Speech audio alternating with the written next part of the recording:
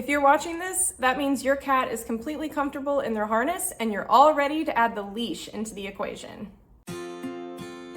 Hi, I'm Emily, cat trainer and cat adventure enthusiast. My goal is to educate, support, and encourage you to get out there, go new places, and do new things with your cat. Let's learn, grow, and explore together. Here are a few things to keep in mind as we begin. We are still working inside at the beginning of this training, but we will be moving outside by the end of it. And also, while there are some things you can do to encourage your cat to follow along with you on their leash, you should manage your expectations. Walking a cat is much different than walking a dog. Cats tend to meander more and are less inclined to stick to a path. They may even sit or lie down, and that's okay. Let them do their thing and enjoy the experience. That's why we're doing this anyway. A leash is just a leash, right? Wrong. A leash is one of your most important pieces of adventuring gear. It's the only thing tethering you to your cat after all, so you want to pick a leash that's going to do the job and do it well. Like harnesses, there are so many different styles of leashes out there. There are retractable leashes, bungee leashes, braided leashes, leather leashes, biothane leashes, hands-free leashes, long leashes. The list goes on. There are also many different lengths, ranging anywhere from 5 feet to 30 plus feet. There are benefits and drawbacks to every style of leash, and personal preference does eventually come into play, but for someone just starting out, I recommend a standard no-frills 6-foot leash. The reason for this is because a basic leash like this will give you more control and keep things simple. With a 6-foot leash, you don't have to worry about your cat straying too far from you. It allows you easy access if you have to pick up your cat quickly for some reason, and it doesn't really get tangled. You also don't want to have to worry about the extra complications that come with a retractable leash, a hands-free leash, or a longer leash. If you're in the market for one, I actually make and sell basic cat leashes made of biothane. They're lightweight yet durable, and they come in 6-foot lengths. Check the video description for a link to customize yours. Just as you did with the harness, you want to slowly introduce the leash to your cat. Lay it down on the floor and let them discover it. Toss some treats down around it so they can interact with it and investigate it on their own terms. It's time to attach a leash, but remember, we're still staying inside. From the comfort of inside your home, put your cat's harness on and attach the leash. Keep the leash in your hand and follow your cat around, allowing them to freely explore and do their own thing. Don't tug on the leash or try to guide your cat.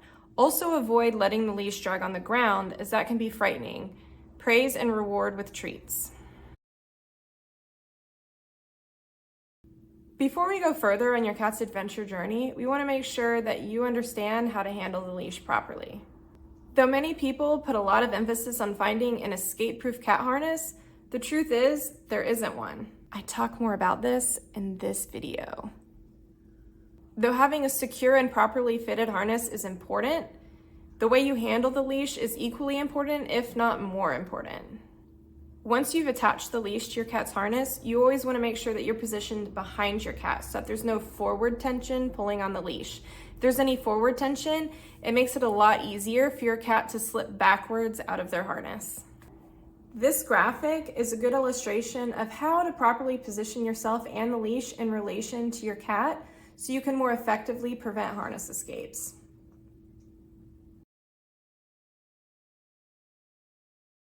Once your cat is comfortable with the weight and feel of the attached leash, you can begin to encourage them to walk around. There are a few ways you can do this. With a treat trail, drop treats on the ground for your cat to eat and follow along with. With a target stick or finger target. If your cat is target trained, you can use either your target stick or finger to lure them around.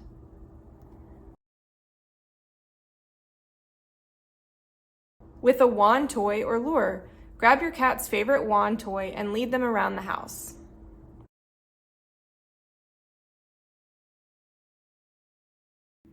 Before you take things outside, you want to work a little bit on your cat's recall skills. With their harness and leash on inside, take a few steps away from your cat and encourage them to come to you. Come. Click and reward. Pair this action with a cue like come. Reward your cat each time they come to you. Come.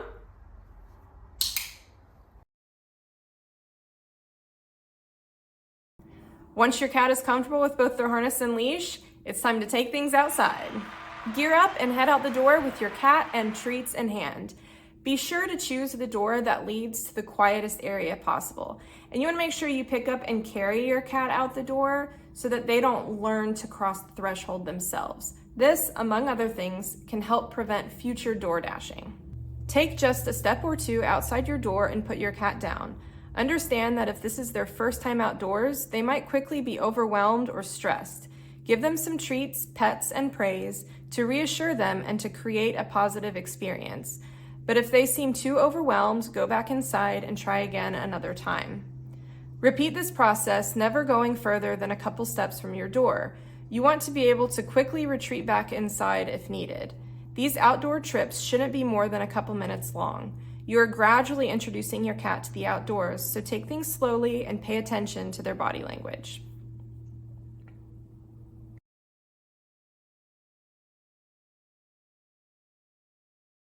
Once your cat seems comfortable, you can start practicing your come cue outdoors. Venture back outside with your cat, still no more than a few steps from the door, and see if your cat will come to you for a treat reward.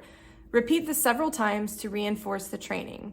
Understand that it may take some more practice for your cat to respond to their cue when outdoors, even if they were super responsive when indoors. There are so many more distractions and things vying for your cat's attention than there were inside. If you aren't having any luck, you might need to up the reward and find a higher value treat to work with. Squeezy treats work really well for this.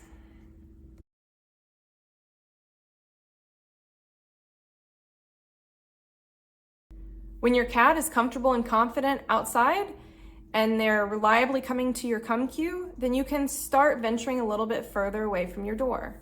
Let your cat lead the way out into the yard, exploring and sniffing and enjoying. You can try using a wand toy or lure to encourage your cat to walk along with you, but also allow your cat to freely explore and do their thing, especially in the beginning. You want them to be able to discover things and move at their own pace.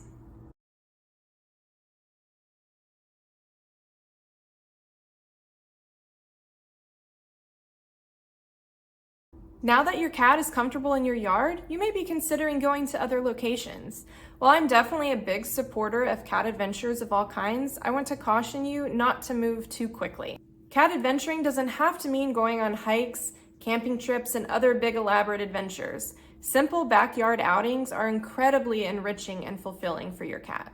However, if and when you are ready to go new places, I can't stress enough how important it is for your cat to be fully confident with their harness and leash training skills first. I also highly recommend investing in a cat backpack carrier or stroller and training your cat to use it before going to new places.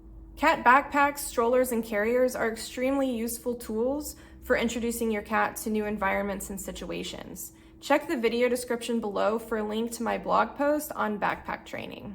Again though, your backyard is full of enrichment, sights, smells, and even tastes. If that's as far as you and your cat ever go together, then that's amazing.